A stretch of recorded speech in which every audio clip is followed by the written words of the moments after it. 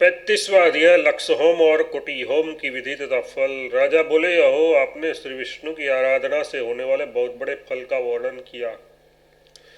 मुनिश्रेष्ठ, जो भगवान विष्णु की पूजा नहीं करते वे अवश्य ही मोहनिंद्रा में सोए हुए हैं। मैंने आपकी कृपा से भगवान नरसिंह के पूजन का यह क्रम सुना। अब मैं भक्ति पूर्वक उनकी पूजा करूंगा। आप कृपा करके लक्ष्य होम तथा कोटि होम का फल बताइए। मार्कंडेय जी बोले, नृप, पूर्व काल में इस विषय को बृहस्पति ने सौनक ऋषि से पूछा था। इसके उत्तर में उनसे सौनक जी ने जो कुछ बताया वह मैं तुमसे वह कह रहा हूँ। सुखपूर्वक बैठे हुए सौनक जी ने बृहस्पति ने भी इस प्रकार प्रश्न किया।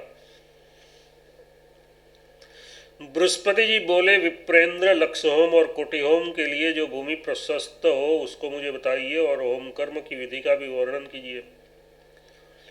मार्कंडेय जी बोले, नृपश्रेष्ठ, बृहस्पति के इस प्रकार कहने पर सौनक जी ने लक्ष्य होम आदि की विधि का यथावत वर्णन आरंभ किया।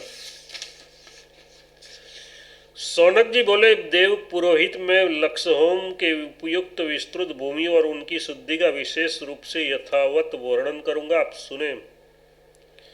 यज्ञ कर्म के लिए प्रशस्त भूमि का उत्तम लक्षण संस्कार इस प्रकार है। जो भूमि अच्छी तरह संस्कार की हुई हो, बराबर हो और चिकनी हो, ये सभी बातें हो तो परम उत्तम भूमि है। सभी बातें न घटित हो तो पूर्व की भूमि उत्तम है।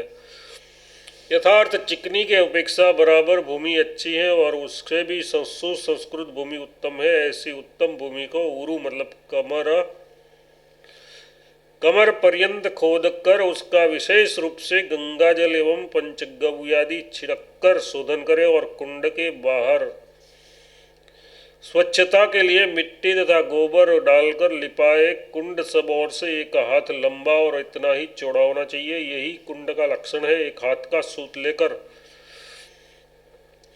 उसी से माप करके चारों ओर से बराबर और चौकोर कुंड बनवाना चाहिए। कुंड के ऊपर सब ओर से बराबर और खूब विस्तृत मेखला बनाए। उनकी ऊंचाई भी 4 अंगुल की हो 4 अंगुल की ही हो और वह सूत से परिवेष्टित हो।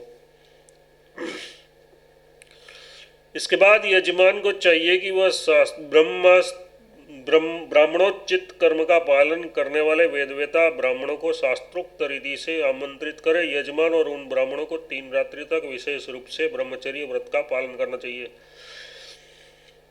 यजमान एक दिन और एक रात्रि उपवास करके 10,000 गायत्री का जप करे। हवन आरंभ करने से दिन विप्रगण भी स्नान करके शुद्ध एवं श्वेत वस्त्र धारण करे। फिर गंध पुष्प और माला धारण करके पवित्र संतुष्ट और जितेंद्रिय होकर भोजन किए बिना ही उसके बने हुए आसन पर एकाग्रचित से बैठे। तदनंतर वे यत्नपूर्वक निरालस्य भाव से हवन आरंभ करे। पहले गृहसूत्रोक्त विधि से भूमि पर कुशों से रेखा करके उसे सींचे और वहां यंत्र से अग्नि स्थापन करे। फिर उस अग्नि में हवनीय पदार्थों का होम करे। सर्वप्रथम आधार और आद्य भाग ये 2 होम करने चाहिए। विद्वान पुरुष जौ, चावल और तिल एवं द्रुत आदि से मिश्रित प्रथम आहुति का गायत्री मंत्र द्वारा अंत में स्वाहा के उच्चारण पूर्वक एकाग्रचित से हवन करे। गायत्री छंदों की माता और ब्रह्म वेद की योनि रूप से प्रतिष्ठित है। उसके देवता सविता है और ऋषि विश्वामित्र जी है। इस प्रकार गायत्री का विनियोग बताया गया है।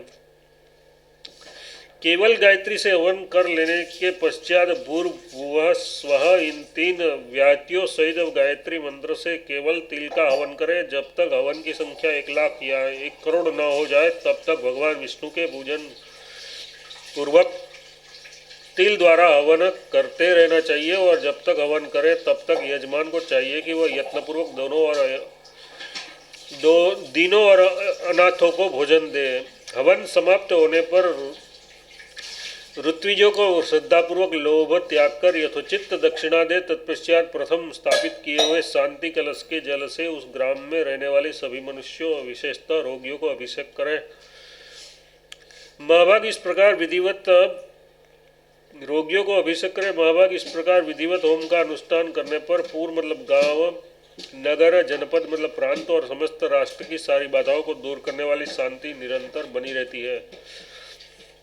मार्कंडे जी बोले, नृपनंदन, इस शौनक मुनि का बताया हुआ लक्ष्य होम विधि का अनुष्ठान जो समस्त राष्ट्र में शुभ शांति प्रदान करने वाला है, मैंने तुम्हें बताया। यदि ब्राह्मणों द्वारा ये पूर्वोक्त होम विधि ग्राम में, घर में अथवा पुर के बाहर प्रयत्न पूर्वक कराई जाए तो वहाँ भी मनुष्यों को, गौों को और अनुचरों सहित राजा को पूर्णतया शांति प्राप्त हो सकती है। इस प्रकार से नृसिंह पुराण में लक्ष्य होम विधि का वर्णन नामक 36वां अध्याय पूरा हुआ।